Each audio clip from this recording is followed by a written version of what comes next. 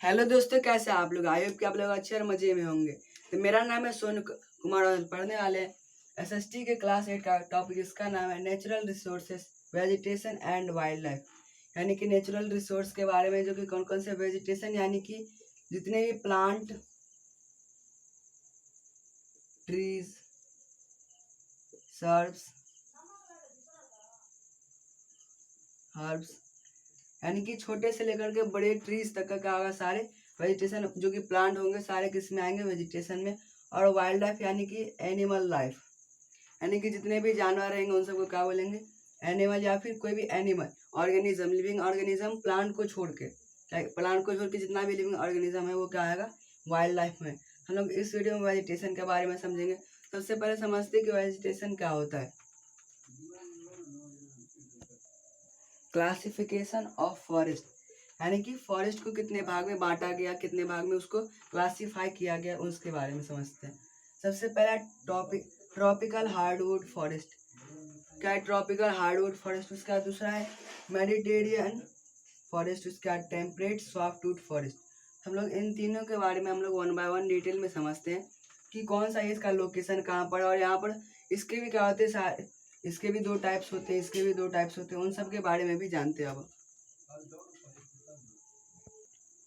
Tropical hardwood forest को दो भाग में बांटा गया, tropical evergreen forest, tropical deciduous forest. Tropical evergreen forest जो है ये इसलिए कहा जाता है क्योंकि ये एवरग्रीन यानी कि यहाँ पर बहुत ज़्यादा रेनफॉल होता है, यहाँ पर बहुत ज़्यादा बारिश होता है, इसलिए ट्रॉपिकल इसको एवरग्रीन यानी कि ये हमेशा ही ग्रीन रहता है, इसीलिए इसका बोलते हैं ट्रॉपिकल एवरग्रीन फॉरेस्ट। और यहाँ पर क्या होता है, बहुत ही ज़्यादा बारिश होता है, और यहाँ पर के जो ट्री होते हैं वो लगभग 60 मीटर, हाईएस्ट कितना, 60 मीटर तक पहुँच जाता है। क्या उसके हाइट, किसका हाइट, जो ट्री का हाइट होता है वो 60 मीटर तक पहुँच जाता है।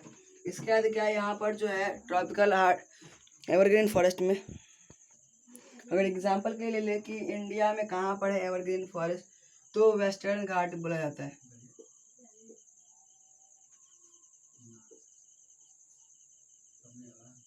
वेस्टर्न घाट यानी कि जो हम लोग का जो साउथ में, उसका क्या है, वेस्ट साइड, यानी कि महाराष्ट्र, केरला, गोवा, इन सब में क्या होता है, और अंडमान एंड निकोबार में, जो कि क्या आइलैंड है इंडिया का, इन सब पे क्या होता है, जो ट्रॉपिकल एवरग्रीन फॉरेस्ट पाया जाता है। जहाँ तक कि यहाँ पर क्या होता है, जो और यहाँ पर क्या होता है, बहुत सारे एनिमल्स भी पाए जाते हैं, जैसे कि एलिफेंट, लायन, ये सब भी कहाँ पर पाया जाता है, एवरग्रीन फॉरेस्ट। उसका है tropical deciduous forest. Tropical deciduous forest इसमें क्या है, जिसको हम लोग क्या क्या क्या बोल सकते हैं, हम लोग मानसून फॉरेस्ट भी बोलते हैं।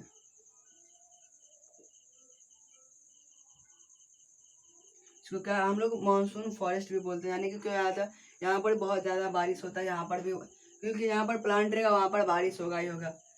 तो यहाँ पर 100 to 200 सेंटीमीटर रेनफॉल हो जाता है। तो यहाँ पर एनिमल में जैसे कि लायन, टाइगर और एलिफेंट पाया जाता है, जो कि कॉमन है। उसके बाद प्लांट में साल, टेक, बम्बू, ये सब पाया जाता है। कहाँ पर, ट्रॉपिकल डेसिडियस फॉरेस्ट। और इसका लोकेशन अगर हम लोग बोले इंडिया में, तो वो कहाँ है, नॉर्दर्न पार्ट,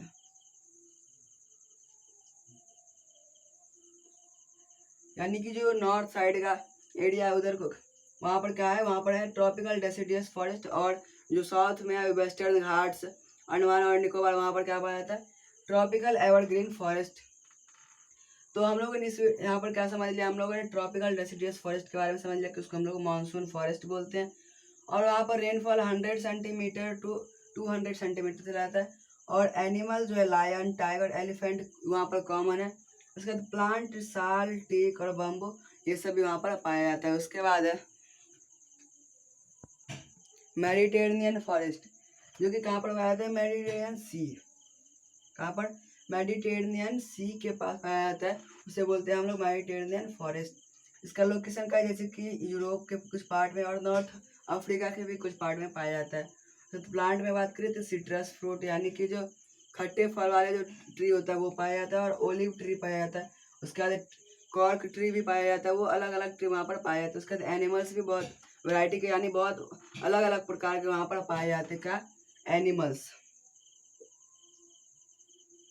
इसके बाद हम लोग समझते हैं कि क्या टेम्परेट सॉफ्टवुड फॉरेस्ट के बारे में। टेम्परेट सॉफ्टवुड फॉरेस्ट, इसमें क्या है कॉनिफेरस फॉरेस्ट, इसको हम लोग दूसरे नाम से क्या बोलते हैं, कॉनिफेरस फॉरेस्ट बोलते हैं। और जो हमारे इंडिया में जो हिमालय का जो सॉदर्न स्लोप है वहाँ पर हम लोग उस फॉरेस्ट को क्या बोलते हैं, माउंटेन फॉरेस्ट, जो कि टेम्परेट सॉफ्टवुड फॉरेस्ट के अंदर ही आता है, उसको हम लोग क्या बोलते हैं, माउंटेन फॉरेस्ट बोलते हैं, जो कि कहाँ पर है, हिमालय के साउथ स्लोप में, यानी कि जो हिमालय का क्या है, ये अगर नॉर्थ है ये और साउथ है, तो हम लोग इस साउथ के साइड का क्या स्लोप को हम लोग क्या बोलते हैं, माउंटेन फॉरेस्ट, वहाँ पर जो फॉरेस्ट है उस फॉरेस्ट को क्या बोलते हैं, माउंटेन फॉरेस्ट बोलते हैं। उसके बाद यहाँ पर कुछ प्लांट जैसे कि पाइन, सिडार, फड़, कैस, चेस्टनट और वेलनट, इस तरह से क्या ये सब कुछ प्लांट के नाम है जो कि कहाँ पर पाए जाते हैं, टेम्परेट सॉफ्टवुड फॉरेस्ट में। कौन कौन से, पाइन, सिडर, फड़, चेस्टनट और वेलनट। उसके बाद एनिमल्स में देखें तो golden deer, Kashmir stag, lion, leopard, tiger, ये सब क्या है, एक कॉमन एनिमल और एक कॉमन प्लांट्स है जो कि कहाँ पर पाए जाते हैं, टेम्परेट सॉफ्टवुड फॉरेस्ट में। और इसका और जो हमारे फॉरेस्ट का एडवांटेज हम लोग कुछ अगर बात कर ले तो क्या है, वो हम लोग को क्या देता है, ऑक्सीजन देता है, फूड देता है,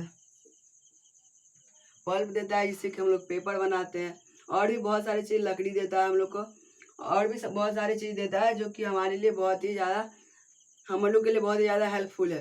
तो हम लोग को जितना से ज़्यादा हो सके हम लोग को क्या करना चाहिए, प्लांटेशन करना चाहिए,